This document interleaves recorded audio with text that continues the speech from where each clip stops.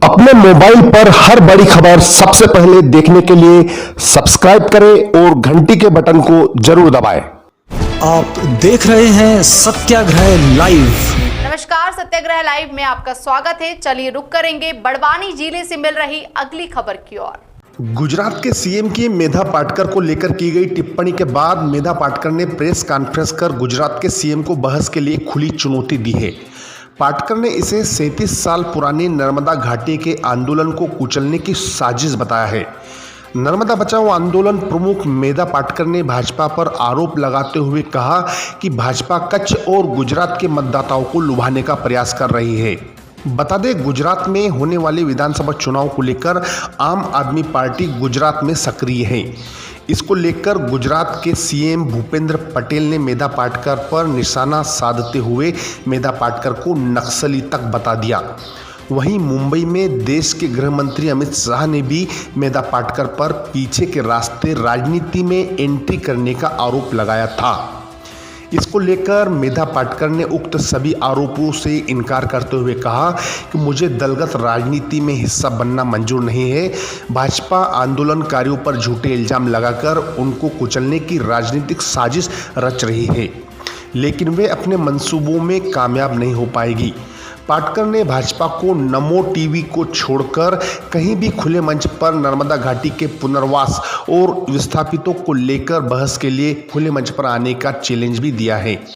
एक भ्रम फैलाया जा रहा है नर्मदा घाटी के 37 साल जिसके पूरे हुए ऐसे संघर्ष के और निर्माण के कार्य के बारे में, और ये गुजरात की राजनीति के तहत हमें पीसा जा रहा है। उस पर हम लोग साफ कहना चाहते हैं कि जो दावे इन्होंने किए हैं, हमारे आंदोलन ने कच्छ का पानी 5 साल तक रोका, हमने सरदार सरोवर में अड़ंगा डाला, हमने विश्व बैंक को हटाया, अंतर्राष्ट्रीय स्तर पर और मंचों पर हमने जीत ले ली और इनकी बदनामी की, गुजरात का विरोध किया और राष्ट्र विरोध में हम लोग लड़े, ये इनके दावे झूठे हैं। लेकिन अभी एक राजनीतिक माहौल बन गया है गुजरात के चुनाव को लेकर, और क्योंकि शायद चुनाव में आम आदमी पार्टी का प्रभाव गुजरात में बढ़ गया है और उसका एक कारण नर्मदा में गुजरात की जनता को फंसाया गया है, ये भी है। और इसीलिए आज अमित शाह मुंबई में जाकर बोलते हैं, भूपेंद्र पटेल कच्छ में जाकर बोलते हैं, उनके बीजेपी गुजरात वाले ट्रोल करते हैं हमको और क्या कहते हैं कि मैं एक अर्बन नक्सल हूँ। नक्सलवादी कभी अर्बन यानी शहरी रहे ही नहीं, तो ये संकल्पना झूठी है। और हम लोग शहर छोड़कर गांव के साथ हुए कार्यकर्ता है, शहर में गरीबों के साथ ही हम काम करते हैं। नक्सलवादी शस्त्र उठाने वाले होते रहे, हम लोगों ने आज तक कभी पत्थर नहीं उठाया है। तो इस प्रकार के झूठे आरोप सामाजिक कार्यकर्ताओं को जेल में डालने के लिए करने वाले खुद भ्रष्टाचार में लिप्त है, ये भी बातें आज उठ रही है।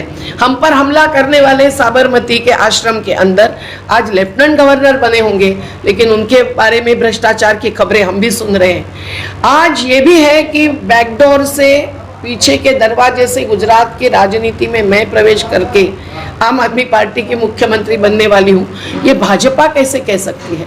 आम आदमी पार्टी कहती है क्या? मैं उनकी सदस्य भी नहीं हूँ, तो मुख्यमंत्री बनने का सवाल ही नहीं आता है।